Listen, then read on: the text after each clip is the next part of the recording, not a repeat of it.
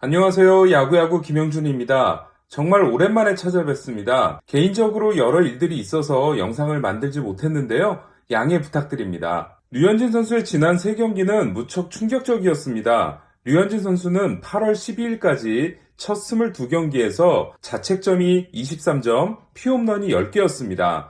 하지만 지난 3경기에서만 피홈런 5개, 자책점 18점을 내주면서 시즌 평균 자책점이 1.45에서 2.35가 됐습니다. 첫 22경기를 치른 시점에서 류현진 선수의 평균 자책점 1.45는 라이브 볼 시대 4위에 해당되는 기록이었습니다. 하지만 이대로 시즌을 끝낸다고 가정하면 191위가 됩니다. 그리고 더 높아질 가능성도 배제할 수 없습니다. 그렇다면 류현진 선수가 갑자기 흔들리고 있는 이유는 뭘까요? 가장 먼저 생각해 볼 수 있는 가설은 류현진 선수가 체력 문제에 봉착했다는 겁니다. 류현진 선수는 데뷔 첫 해 192이닝, 이듬해 152이닝을 던진 후 한 번도 130이닝 이상을 소화한 적이 없습니다. 지난해 역시 내전근 부상으로 82이닝밖에 던지지 못했습니다. 류현진 선수는 정확히 140이닝을 넘긴 시점부터 흔들리는 모습을 보이고 있습니다. 하지만 류현진 선수와 로버츠 감독은 체력 문제가 아니라고 이야기를 하고 있습니다. 류현진 선수가 지친 거라면 구속이 떨어졌을 수 있습니다. 하지만 류현진 선수가 지난 3경기에서 기록한 패스트볼의 평균 구속은 90.7마일로 앞선 22경기의 90.4마일보다 미세하게 높습니다. 회전수 또한 변화가 거의 없었습니다. 두 번째는 상대의 분석입니다. 류현진 선수는 애리조나전이 끝나고 타자들의 접근법이 달라진 것 같다. 내가 이제 어떤 식으로 던지는지에 대해 적응한 것으로 보인다. 투구 패턴에 변화를 줘야 될 시점인 것 같다.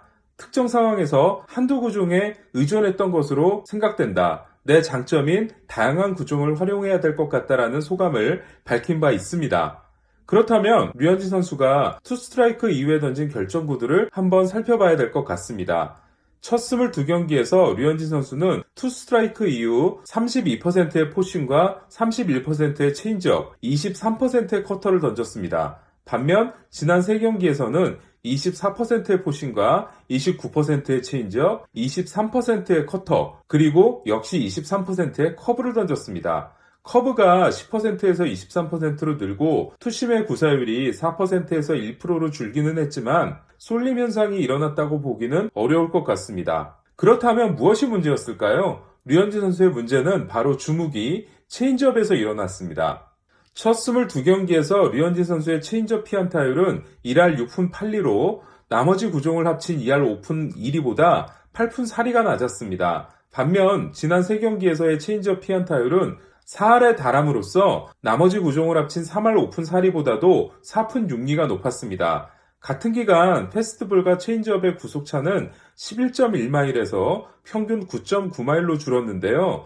이 1마일의 차이가 영향을 준 것인지에 대해서는 쉽게 판단하기 어렵습니다. 류현진 선수의 체인지업이 가장 달라진 것은 바로 로케이션입니다.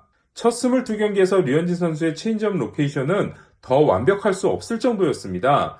베이스볼 서번트가 제공하는 히트맵은 공이 많이 들어온 곳일수록 색깔이 진해지는데요. 첫 22경기에서는 우타자 바깥쪽 모서리의 꼭지점이 새카만 것을 알 수 있습니다. 반면 최근 3경기에서는 체인지업의 제구가 날리는 모습이었고 까만 점은 보더라인이 아니라 스트라이크 존 안으로 이동했음을 알 수 있습니다. 바로 에런 저지에게 홈런을 맞은 코스였습니다. 그리고 스트라이크 존을 벗어난 바깥쪽 높은 코스에도 까만 점 하나가 등장했는데요. 바로 어제 윌머 플로레스가 안타를 때린 코스입니다.